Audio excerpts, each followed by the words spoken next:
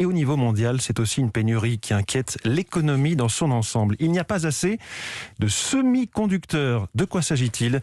Eh bien, c'est un composant essentiel pour fabriquer les puces électroniques que l'on trouve dans à peu près tous les objets et outils qui nous entourent. Et c'est le dossier de la rédaction ce matin avec Aurélien Fleureau et Clément Le Saffre du service économie d'Europe 1. Bonjour à tous les deux. Bonjour. Clément, d'abord, à quoi servent ces semi-conducteurs et pourquoi parle-t-on de pénurie aujourd'hui ? Eh bien, les semi-conducteurs, c'est un peu le cœur de tous nos appareils électroniques. Nos téléphones, nos ordinateurs, nos consoles de jeux vidéo, il y en a partout.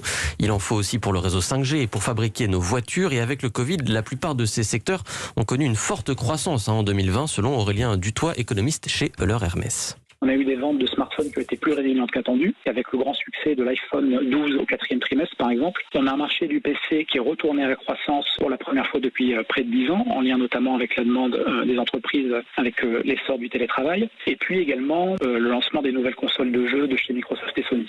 Et tout ça a contribué à une augmentation rapide de la demande, sauf que l'industrie des semi-conducteurs, c'est une industrie au temps long. Il faut environ 4 mois et plus de 200 opérations à l'échelle microscopique pour les produire. Forcément, il y a un temps de latence pour répondre à la demande et c'est pour ça, par exemple, qu'on ne trouve pas de PlayStation 5 depuis 3 mois. Une pénurie de PlayStation 5, nous dit Clément Le Saffre. Aurélien Fleureau, en France, plusieurs usines automobiles ont dû ralentir leur production. Oui, pas un constructeur n'est épargné, pas même Tesla et son modèle intégré avec ses propres usines. Tous le disent, c'est désormais une gestion au jour le jour qui s'est installée. Il faut ajuster la production en fonction des composants disponibles et non plus uniquement en fonction des commandes. Renault a par exemple réduit le travail d'un jour par semaine sur plusieurs sites, notamment en Espagne.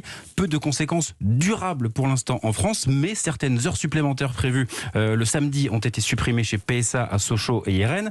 Même chose à l'usine Toyota d'Onin où la pénurie impacte la version essence de la Yaris, une baisse de production estimée à 6% pour le premier trimestre. Cela concerne des éléments dont les constructeurs ne peuvent pas se passer pour les aides à la conduite, mais aussi le système ABS ou tout simplement la fermeture centralisée des portes. Ouais, ces puces électroniques sont donc indispensables et on comprend, Aurélien, que les constructeurs ne contrôlent pas leur production. Effectivement, ils dépendent des équipementiers Bosch, Faurecia, Valeo, Continental, qui eux dépendent des fondeurs, ceux qui produisent ces puces. Un marché ultra concentré. Le taïwanais TSMC détient 70% du marché automobile à lui tout seul et les conséquences économiques seront majeures, explique Arnaud Aimé du cabinet SIA Partners. Ce qui est sûr, c'est qu'il y aura du chiffre d'affaires en moins pour les constructeurs automobiles. On estime que c'est peut-être même jusqu'à 1 million de véhicules dans le monde qui ne seront pas produits à cause de cette pénurie de semi-conducteurs qu'on imagine pouvoir durer encore 1 an.